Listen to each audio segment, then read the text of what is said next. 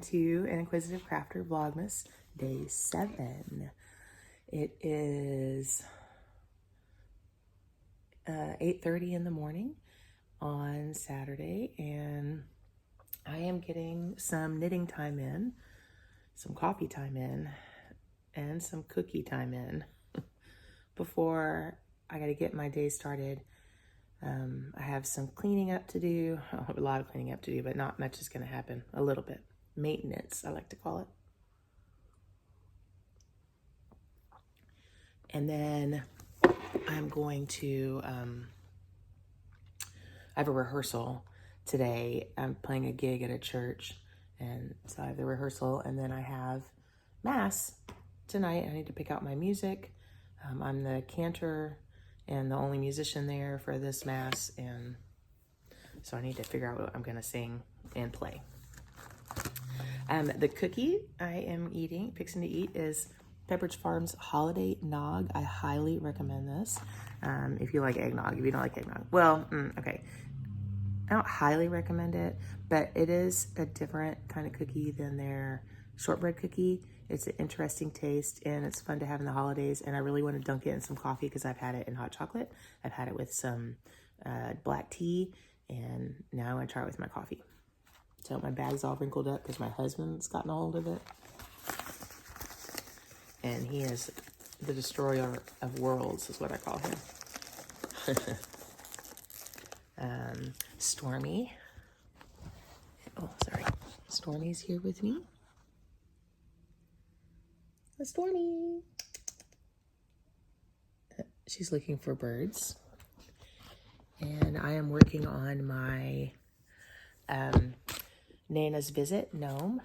I'm determined. Actually, I was gonna get up and like vlog right away, and I said no, I've got to cast on first, because as you may know, if you have been with me, I started it, and the first clue, I'm so behind. I think there's been 3 knitting clues, and then I ripped it out. So I recast on, and I've knit the first row. Oh, I went too far though. I gotta take 2 stitches out. I was supposed to slip. All right, let's all open Advents. So day 7 of Suburban Stitchers Holiday Seaside Holiday.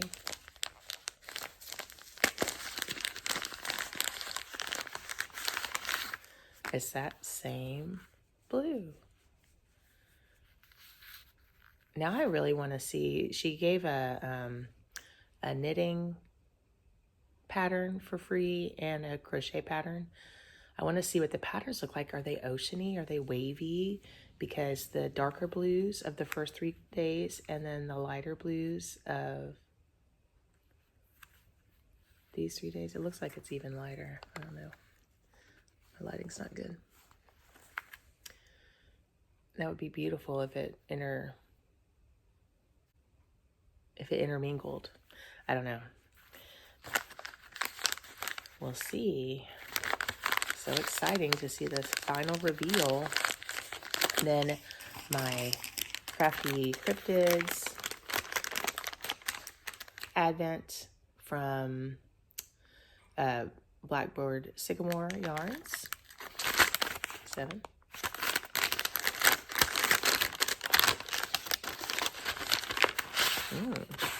Oh, okay.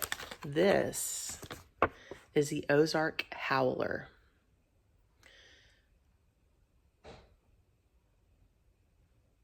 It said, the cardinal's attacking my window already. It says, it's described as the size of a bear, covered with thick, shaggy hair, powerfully muscled, but also having horns on its head. It is dark brown or black in color. Its unearthly scream can be heard over great distances in the wilderness, a sound that is a combination of the howl of a wolf and an elk's bugle. Stories have been passed down for generations about the howler and Ozark oral history. Those sightings have only been written since the 1950s.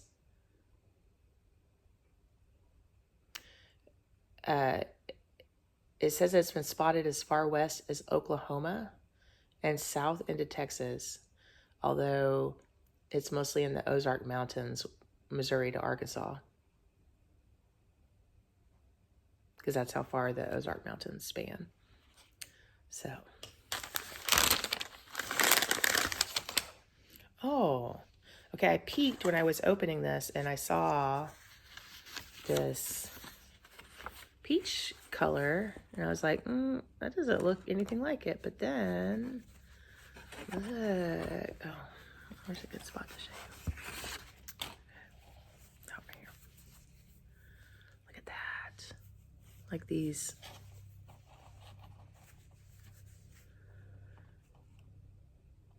mud tracks or blood tracks streaking through. Oh, that's so cool. I really want to wind these up and start crocheting with them. But I got other stuff to do. Oh, and it came with,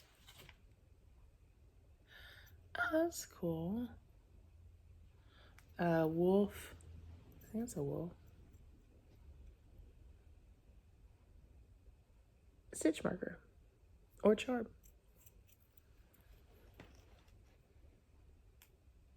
That's neat.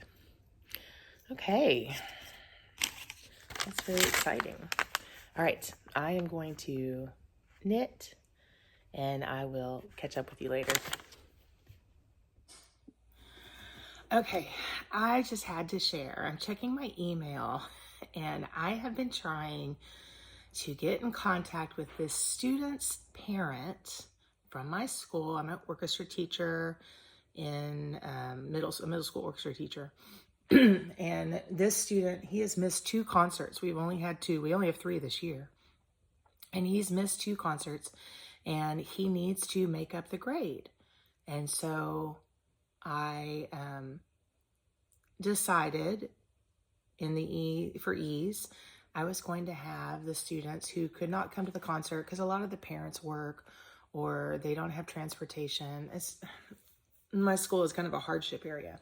Anyway, I decided I'm going to have them play their concert for their parent, like play the 3 songs that we did for the concert. They have to play for the parent. The parent just has to say, hey, I see, I heard and it sounded great, or, whatever, and sign that, and then give me a note why they weren't there.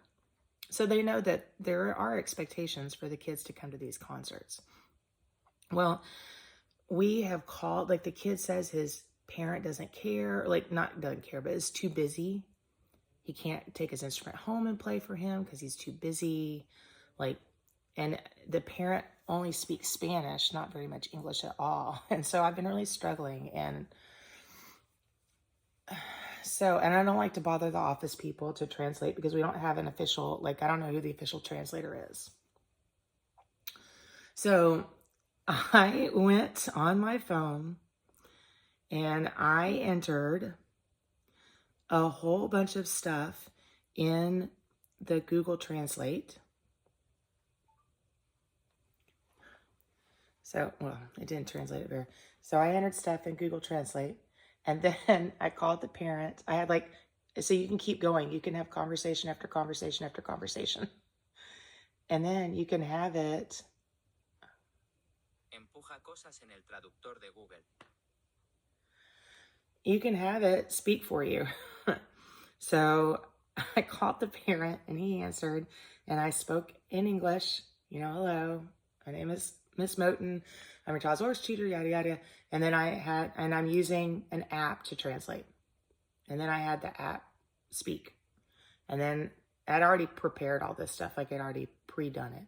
So then I said, my next part, had the app do it. Said my next part, had the app do it. He didn't say anything. I was like, well, this didn't work out at all. But at the end, I said, please check your email because I've also emailed you. And on the email, even though I now see, because he sent me something in Spanish, I was able to translate it without any problem. There's a button. Who knew all this stuff? Anyway, I always go to Google Translate and copy my text and then translate it and put that at the bottom so that they can see the original in case the Google Translate doesn't work out, in case it's all messed up. Anyway, he responded. He responded. Did his kid take his viola home to practice? No. But at least the parent is in contact with me and we're trying. And I feel so happy. I called so many parents yesterday. A lot of parents. So, yay. Go education. Okay. Good morning. It is day 8 of an Inquisitive Crafters Vlogmas. Was there a day 7? No, there was not. I did some recording in the morning, and then I just didn't film enough to put a vlog out. And plus, I didn't have my cello advent ready. So I'm going to remedy that today. It's a Sunday morning, and it's 8 o'clock. And I'm going to do a little bit of knitting before I start getting ready for the day. I'm performing at a church service on my cello.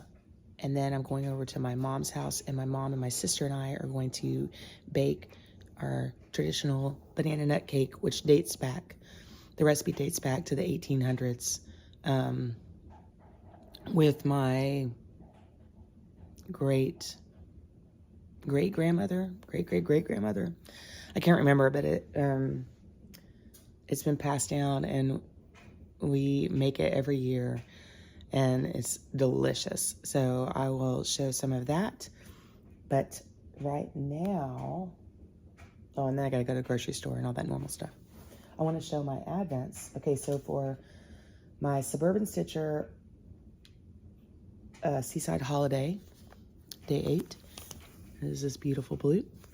Looks similar to the last 2 or 3 blues I've gotten.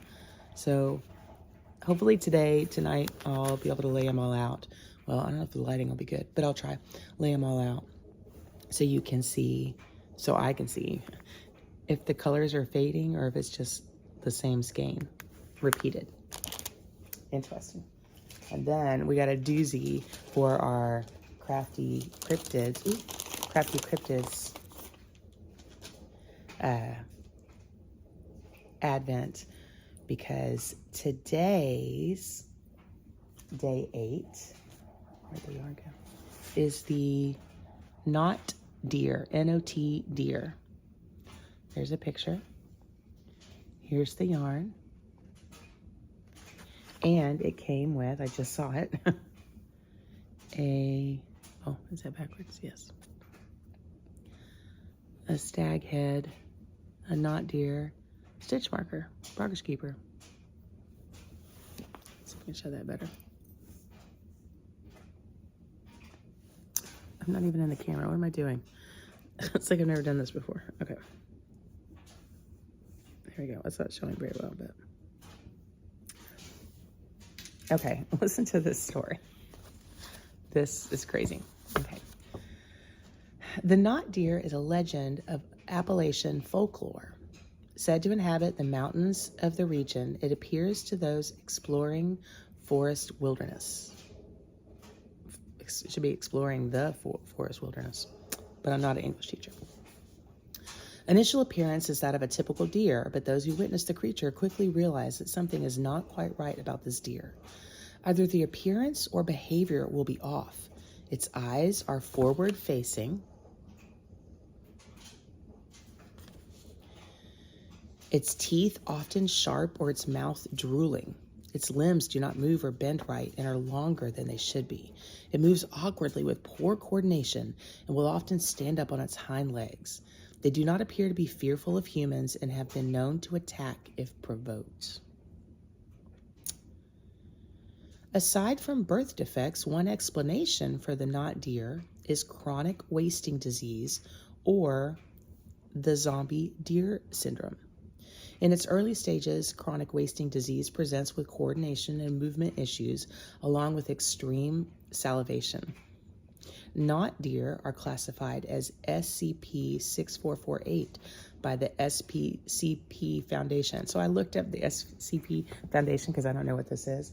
And it is a collaborative, okay, so there's a wiki on it, and that's, It's a speculative fiction website about the SCP Foundation, a secretive organization, I'm reading off my iPad over here, that it contains anomalous or supernatural items and entities away from the eyes of the public, or so it may appear. And the website, you should go look up SCP Foundation, Secure, Contain, Protect. It talks about mankind used to huddle in caves and around small fires, fearful of things that we didn't understand. And then as we came out into the light, the SCP Foundation stands in the dark, ready to protect us and contain and secure things that we don't understand so that we do not go back hiding in fear. This is greatness. This is brilliant. I've actually heard of the zombie deer syndrome. I don't remember why I've heard of it, because I don't associate with deer too much, but okay, I am going to work on my my gnome advent. I've restarted clue 1, so here it is. Restart. I'm gonna work on that, and then while we're doing the banana nut cake, I'm going to work on my sock, because I haven't caught up with this day on my sock. Take care, and I'll see you tomorrow.